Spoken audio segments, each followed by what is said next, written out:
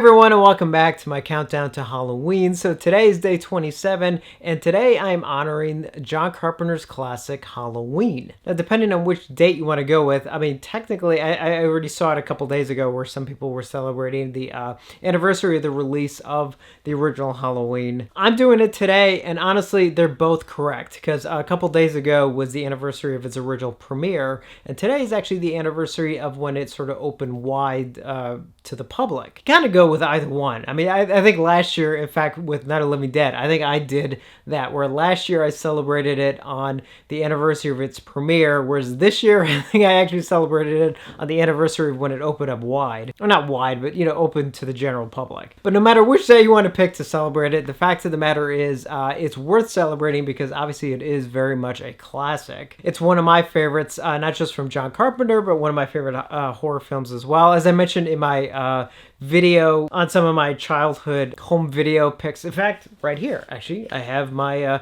original VHS of Halloween. This is the one I bought as a kid, saving up my allowance for weeks on end. And I watched it until eventually the tape broke, but I do still have the tape. All the way through to the Scream Factory release in 4K. And obviously, there's something very special about the original Halloween that, it's one of those things that you really can't duplicate. I mean, it's like, not just in the fact that it created the character of Michael Myers and made it so associated with the day of Halloween that a lot of us do actually watch it. Like myself, I watch it every single year on Halloween. That's how I end my Halloween each year. And for such a low budget film that was made over the course of a couple weeks to be this sort of massive phenomenon, it's so inspiring and so impressive. And of course, there's so many aspects to it. As I also mentioned in the soundtrack video, just how amazing the score is. In fact, it is indeed not only one of my favorite horror soundtracks, but actually one of my favorite soundtracks in general. I